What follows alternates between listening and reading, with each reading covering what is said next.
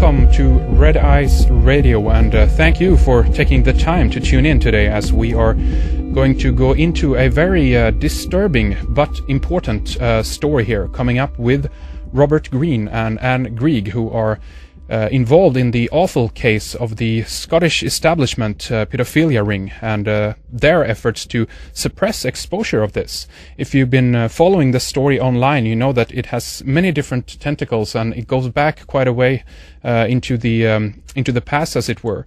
Robert is the spokesperson for Anne and for Anne's daughter, Hollie Greig, who have been one of the many victims of these horrific events.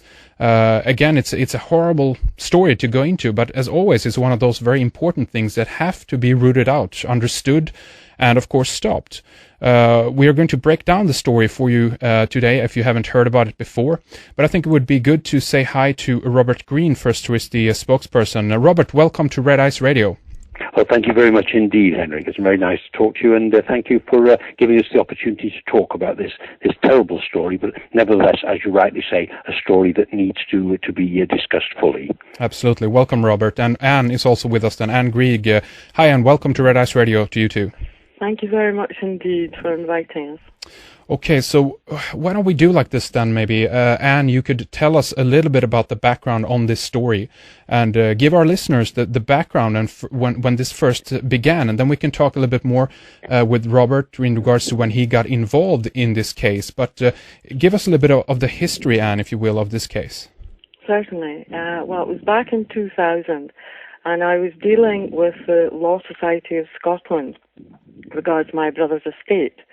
And my brother was found in a burnt-out car in the outskirts of Aberdeen, and there was lots of, things that weren't right, and I decided, that there was definitely some sort of fraud going on. So I was writing to them, and I was photocopying documents to prove that there had been a fraud when my husband was trying to stop me, and I was beaten up by him, and I had to flee my home. And I ended up in a hostel in Aberdeen with Hollie, my daughter.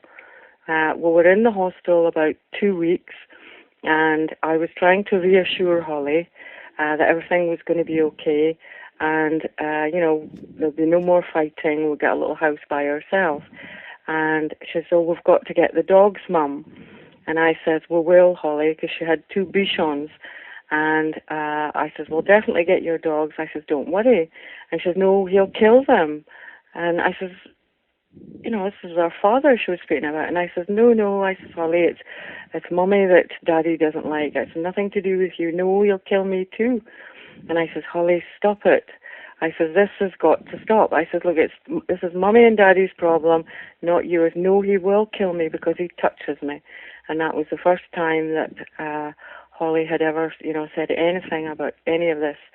And I couldn't believe what she was saying. And I kept asking her, are you sure, Hollie? And she went, yes, Mummy, I'm not telling lies, and crossing her heart. And I didn't know what to do. So the next day she was going out with her carer. And I said, well, you must tell your carer what to do, I said, she'll know the right way to put this story into, by going to the police and, social work and everything like that. Mm. So when our carer came, Hollie went away out with her carer, and when they came back, it was about 3:30 in the afternoon, and our carer never said anything. And I looked at Hollie, and Hollie looked at me as if to say, well, I did tell her, and I said to her, I says, did Hollie tell you about her dad? And she went, oh, yes. And I went, oh, yes. I says, are you not concerned about that? And she went, oh, well.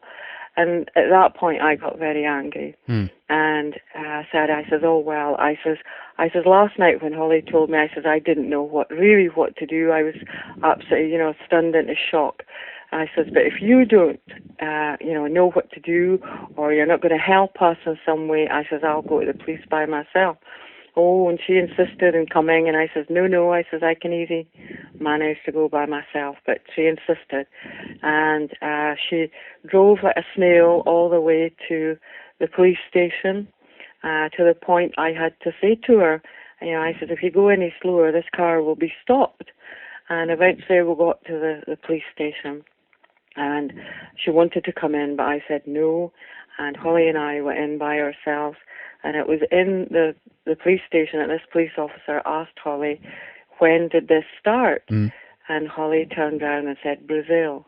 Now at that point, Hollie was only 6 years old. And I just didn't know, I went, Brazil? I said, goodness me. I said, I said to the police, I said, she was only 6, And I just couldn't believe it. So Hollie had to go back to the police station, and over a period, it was about 3 days, she was interviewed. It was recorded, and she was by herself with a social worker and a police officer. And for 3 days, she told them her story. And the next thing was we were given a flat. We were in the hostel from the May till the July, and we still hadn't heard, if her father had been interviewed or anything. And then we moved into this flat, and I got a phone call at 6:30 at night.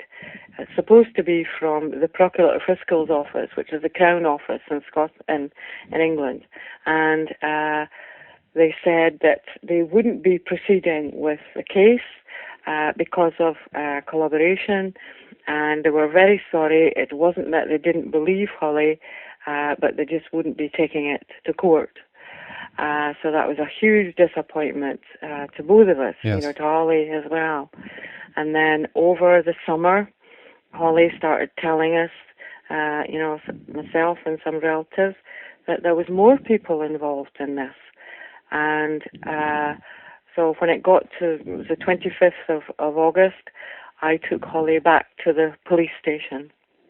And we went into the police station. I was separated from Hollie, and a police officer took me and asked me what Hollie had said. And I told them, the names of the people and everything, and what Hollie had told me. And I had to give a statement. So when I got back to where Hollie was, she was sitting with a social worker, and she was crying. And, I tried to sort of comfort her, and I said, come on, I said, I'll take you to McDonald's. There was one quite close by, and I said, that'll cheer you up. So when we got to McDonald's, she ordered her burger and chips, but she was disorientated and she couldn't eat it. So we took the burger, went back into the car, and, we're proceeding home when she told me that this social worker had stuck a needle in her leg. And I about turned, went back to the police station, told the officers that we'd seen earlier what Hollie had told me, and insisted that, they get a police doctor. We then sat in the police station for 2.5 hours, waiting for a police doctor to turn up.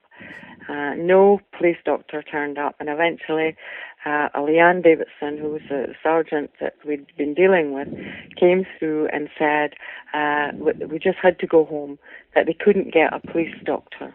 And I was, very distressed, because Hollie wasn't right. We went home, and I phoned a GP and got an emergency